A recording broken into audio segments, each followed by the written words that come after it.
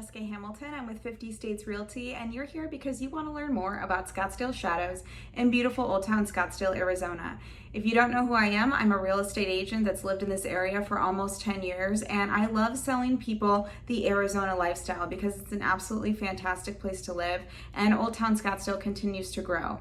If you've ever visited Old Town, or even if you live in the area and you've actually driven past Scottsdale Shadows, you're probably curious as to who lives there.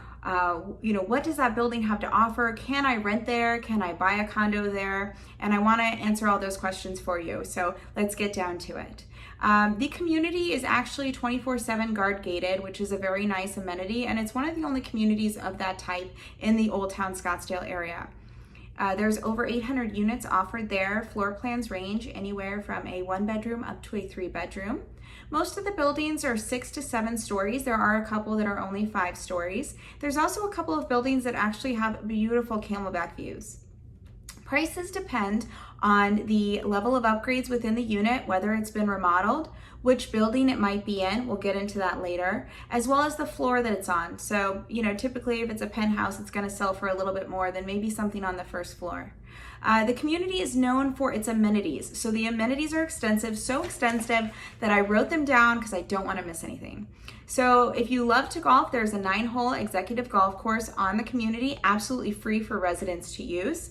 There's 3 swimming pools, one of which is actually covered, 2 tennis courts, a separate men's and women's fitness center, library with computers and Wi-Fi, art studio, ceramic studio, and a woodworking studio as well.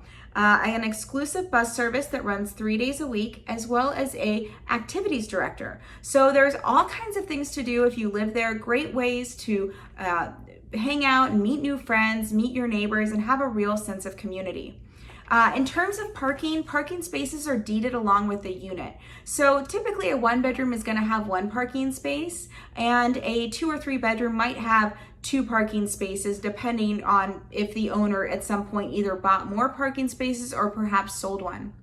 All of the buildings also have storage facilities that are owned by the individual regimes. So when I say regime, what that means is that every building is its own regime. It's a mini HOA, at least you can think of it that way, within the larger HOA of Scottsdale Shadows. And they all have their own rules, and all of their rules are different. Even the decor in the hallways and the aesthetics of the hallway and design is different with every building.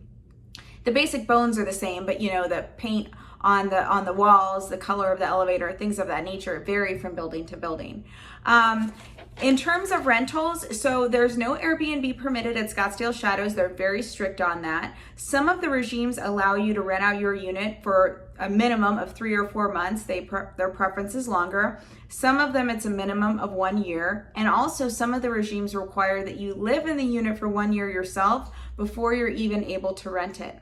If you have a dog or cat that you'd like to bring along, be careful because some of the regimes do not allow pets, some only allow cats, and the ones that allow dogs do only typically allow small dogs. In addition to that, you might wonder what the HOA fees are like. So the HOA fees are a little bit more expensive, but the reason why is A, you have all of the amenities, and B, the heating and cooling is included in your costs, as well as, of course, the maintenance of the building, garbage, recycling, trash, pest control, all of that is included. So how do they include the HVAC and the cooling? Well, they're on something called a boiler and chiller system. And I actually, before I was a real estate agent, I managed a building that was on the very same system. How that works is that every unit has an air handler, or possibly more than one air handler if it's a larger unit, and the air handler pushes out whatever air is coming through the vents. So of course, in the summertime, the chiller is on, and it's a very efficient system, so it can get your place cool very quickly. It's a great system. But during the winter months, you have on the boiler.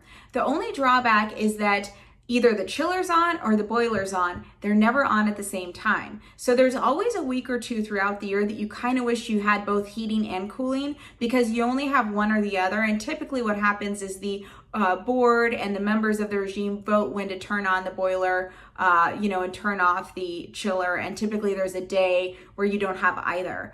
Again, it's a very efficient way to do things. It's one of the reasons they're able to offer the HVAC, which is kind of one of our costs of electricity here in Arizona, and the heating.